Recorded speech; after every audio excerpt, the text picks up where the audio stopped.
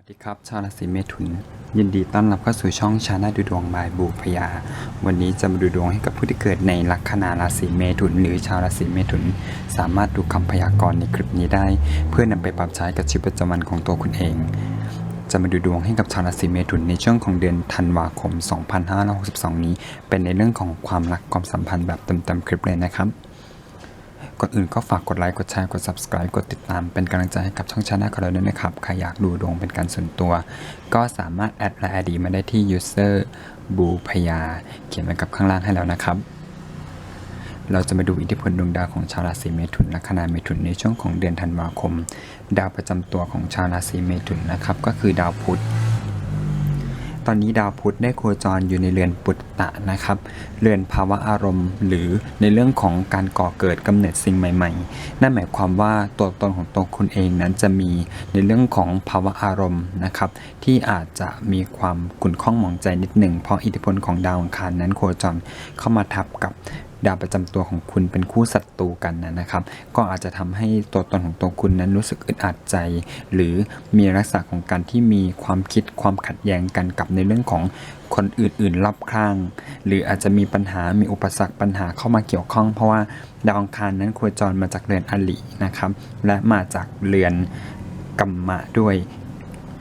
ขอโทษครับมาจากเรือนลาภะด้วยหมายความว่ามีทั้งโชคลาภและมีทั้งในเรื่องของอริคุณจะได้โชคลาภกับในเรื่องของการแก้ไขปัญหาแต่ก็ต้องใช้วาจาในเรื่องของการเชื่อดเฉือนกันอะไรทำนองเนี้ยนะครับแล้วก็อาจจะต้องระมัดระวังกับในเรื่องของคำพูดโดยรวมด้วยนะครับและคู่ของคนรักก็ต้องระมัดระวังเพราะว่าดาวประจำตัวไปอยู่ในเรือนปุตตะคือจริงๆอาจจะทำให้ตัวตนของตัวคุณนั้นเอาแต่ใจมากขึ้นและจะทำให้มันมีปากมีเสียงนะครับดังนั้นก็อยากจะให้สะกดข่มอารมณ์ความรู้สึกและในเรื่องของการกระทำคำพูดวาจานะครับเพราะว่าอิทธิพลของดาวอังคารเนี่ยจะกลุ่มกับดาวพุธอยู่ดาวพุธนั้นจะย้ายโคจรไปในวันที่21ธันวาคมนะครับแล้วคำพูดคำจาในช่วงของเดือนปลายเดือนไปแล้วเนี่ยจะค่อยๆดีขึ้นนะครับอิทธิพลของดาวแห่งความรักของตัวคุณก็คือดาว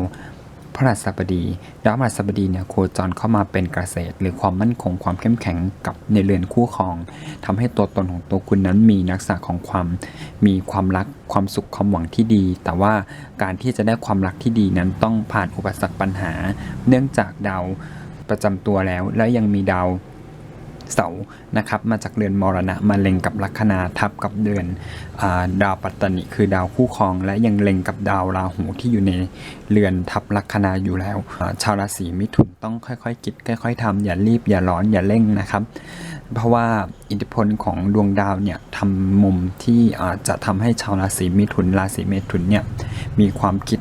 หรือในเรื่องของตรรกะต่างๆเนี่ยอาจจะผิดเพี้ยนไปบ้างนะครับเพราะว่าดาวบาปเคราะห์เนี่ยค่อนข้างลุมกับดาวลัคนาและลุมกับดาวคู่ครองแต่ดีที่ดาวคู่ครองนั้นเข้ามาเป็นเกษตรคือสะกดข่มดาวเสาร์และเล็งกับดาวราหูไว้นั้นนะครับอาจจะมีปัญหามีอุปสรรคบ้างแหละแต่สุดท้ายก็จะต้นลายปลายดีได้นะครับอยู่ที่สติไหวพริบปฏิภาณของตัวคุณเองนั้นจะเอาตัวรอดได้แค่ไหนก็สงบในเรื่องของวาจาคำพูดนะครับแล้วก็ค่อยๆคิดค่อยๆทำอย่าเอาแต่ใจเกินไปด้วยเพราะว่าดาวประจำตัวไปอยู่ในเรือนอารมณ์ความรู้สึกเกินไปนะครับอิทธิพลของไพ่หลักเมนเอเนจีในช่วงของเดือนนี้นั้นได้เป็นไพ่เพจออฟวันเกิดขึ้นนะครับก็คือเป็นลักษณะของการที่คุณนั้นอาจจะต้องอยู่นิ่งๆนิดนึงนะครับหรือว่าคิดทำอะไรแล้วแบบต้องเงียบๆหน่อยต้องค่อยๆเป็นค่อยๆไปเด็กถือไม้เนี่ยคือการที่คุณนั้นต้องเรียนรู้กับในเรื่องของประสบการณ์ความคิดต่างๆอย่าเพิ่งหุนหันพลันแล่นนะครับค่อยๆคิดเนาะก็อิทธิพลของเด็กถือไม้เนี่ยจริงๆถามว่ามันเสียไหมมันไม่ได้เสียนะครับมันเป็นสิ่งที่ดีคือค่อยๆคิดนั่นแหละคือหรือมีการจินตนาการความคิดการต่อยอดในเรื่องที่ค่อยๆเป็นค่อยๆไปและก็ค่อยๆคิดที่จะขยับขยายกับทุกสิ่งทุกอย่างหรือทำความเข้าใจกับตัวเองให้มากไพ่นะครับเป็นรูปเด็กเนี่ยที่กำลังแบบว่าอยู่กับตัวเองนั่นหมายความว่าเราควรที่จะคิดและทำอะไรนั้นอาจจะเอาแต่ใจตัวเองนิดนึงอย่างที่บอกนะครับเพราะเด็กถือไม้คือยังไงก็เอาแต่ใจเหมือนเด็กหน่อยหนึ่งนะครับก็พยายามสะกดข่มอารมณ์นิดนึงเนาะก็ทุกอย่างเนี่ยมันก็ อยู่แล้วแหละเข้าใจว่าทำไมเราถึงต้องมีอารมณ์ความรู้สึกต่างๆเพราะมันมีในเรื่องของความขัดแย้งเข้ามาเกี่ยวข้องมันเลยทำให้ความรู้สึกของคุณนั้นแกว่งนะครับหรือไม่แน่ไม่นอนมีไพ่ The High Princess เกิดขึ้น The High Princess เนี่ยเป็นไพ่ของการคิดมากความวิตกความกังวลหรือบางทีเขาอาจจะบอกว่าเป็นไพ่ของการที่มีสัญชาตญาณนะครับในบางสิ่งบางอย่างอิทธิพลของดาวราหูนั้นจะมาทับกับดาวเกตสุริยะใน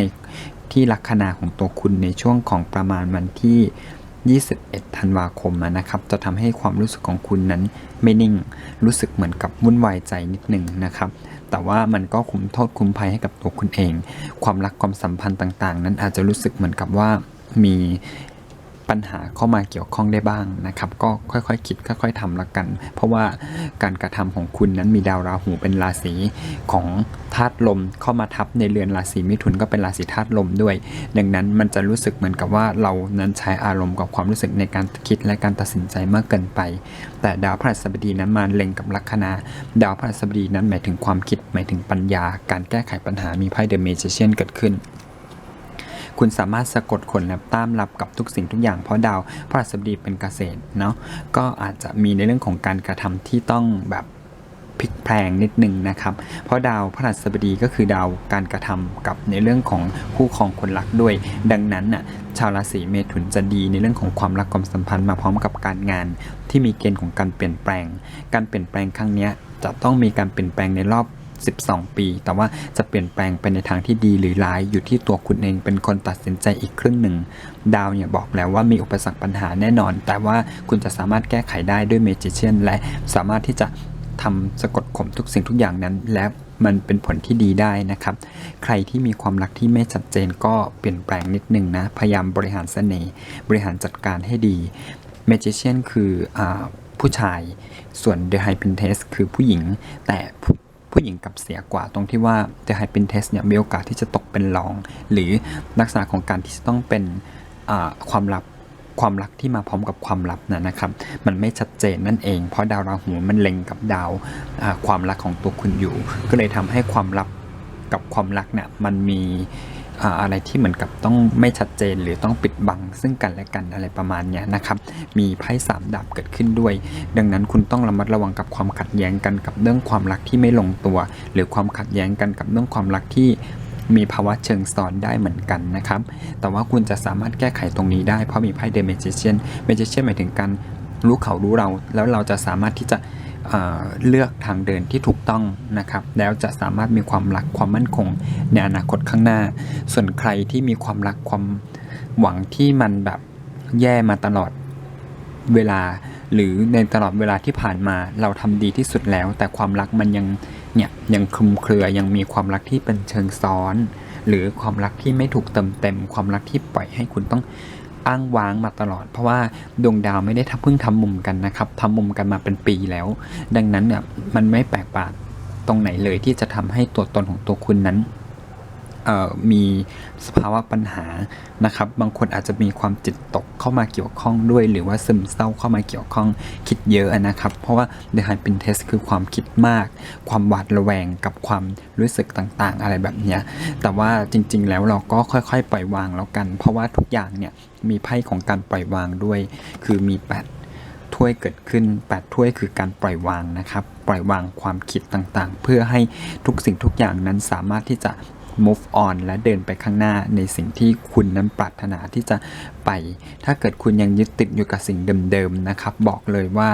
ความรักความสัมพันธ์ของคุณมันมีแต่จะดิ่งลงเหวเพราะอะไรครับดาวความรักมาเจอกับความมั่นคงก็จริงแต่ถูกดาวราหูเบียนถูกดาวเสาร์กุมมันทำให้ความรักของคุณนั้นมันผิดแผกแตกต่างหรือการเปลี่ยนแปลงไปอีกรูปแบบหนึ่งอะไรประมาณนี้ถ้าเกิดคุณไม่เปลี่ยนแปลงทุกสิ่งทุกอย่างนะครับคุณจะถูก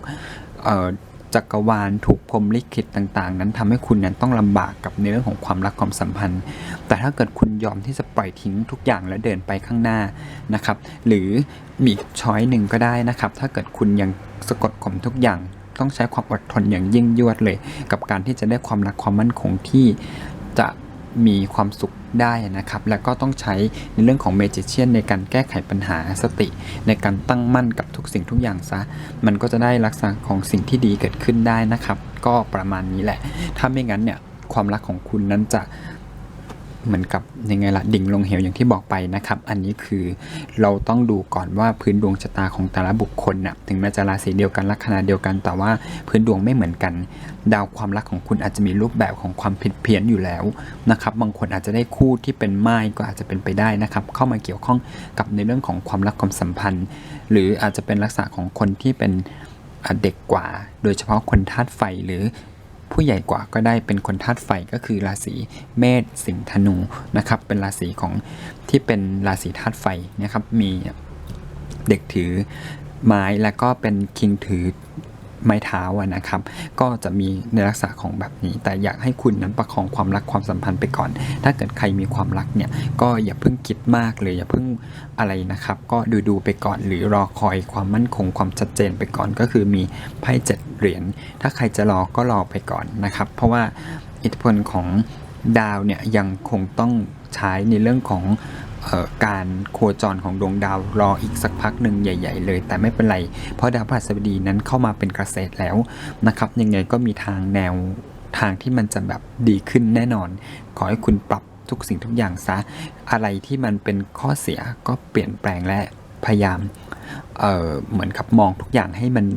ไปข้างหน้าแล้วก็เรียนรู้นะครับพฤหัสบดีเป็นเกษตรหมายถึงการเรียนรู้กันและกันนะครับเมจิเชียนนี่แหละก็คือการแก้ไขปัญหาการเรียนรู้ทุกสิ่งทุกอย่างเพื่อนำไปสู่ความรักความสัมพันธ์ที่แน่นแฟนมากขึ้นอิทธิพลของช่วงต้นเดือนนะครับมีคิงถือไม้เนี่ยเป็นไพ่ใบสรุปหมายความว่าเขากับคุณอาจจะมีการต่อต้านกันหรือมีปากเสียงกันมีการทะเลาะเบาะแหวงกันบ้างหรือมีลักษณะของความไม่เข้าใจกันบ้างนะครับอาจจะเป็นที่ตัวคุณเองก็ได้เพราะว่าคุณคิดเยอะหรืออาจจะเป็นที่ตัวเขาที่ไม่ชัดเจนก็ได้เพราะมี3 ดาบมันอยู่ที่ว่าใครนะครับที่เป็นคนจุดประเด็นยังไงก็สงบในเรื่องของอารมณ์แล้วก็คำพูดให้ดีแล้วกันนะครับ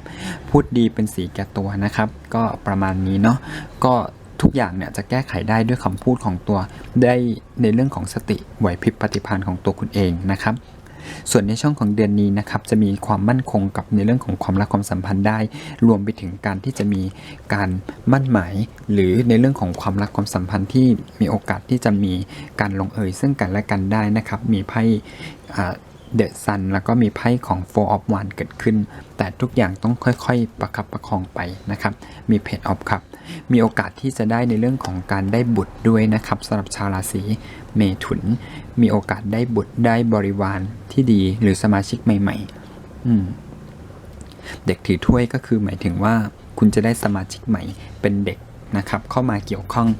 เดอะซันก็หมายถึงการได้ลูกนะครับมีโอกาสได้ลูก2 ใบนี้คือการได้ลูกเห็นไหมครับส่วนใบนี้หมายความว่ามีโอกาสได้ตกลงปลงใจหรือมีความรักความสัมพันธ์ที่ชัดเจนมั่นคงมากขึ้นนะครับประมาณนี้แต่คุณต้องรอสถานการณ์จากดาวอังคารต้องโคจรหรือดาวพุธนั้นโคจรออกจากกันก่อนนะครับแล้วปัญหาทุกสิ่งทุกอย่างจะค่อยๆคลี่คลายไปเนาะส่วนใครที่จะเจอความรักครั้งใหม่มีโอกาสเป็นคนที่เป็นม่ายสูงเลยนะครับประมาณนี้เนาะก็จะได้ความรักความมั่นคงความอบอุ่นในจิตใจหรือความรักที่จะสานต่อไปในทิศทางที่ดีต่อไปในอนาคตข้างหน้าสำหรับชาวราศีเมถุนก็พยายามอดทนและตั้งใจรอและพยายามเปลี่ยนแปลงนะครับพูดจาดีๆกันเนาะแล้วทุกสิ่งทุกอย่างนั้นจะมีผลที่ดีต่อในอนาคตข้างหน้าของชาวราศีเมถุนลัคนาเมถุนก็สู้ๆแล้วกันนะครับฝากกดไลค์กดแชร์กด Subscribe กดติดตามเป็นกำลังใจให้กับช่อง Channel ของเราด้วยนะครับขอบคุณครับ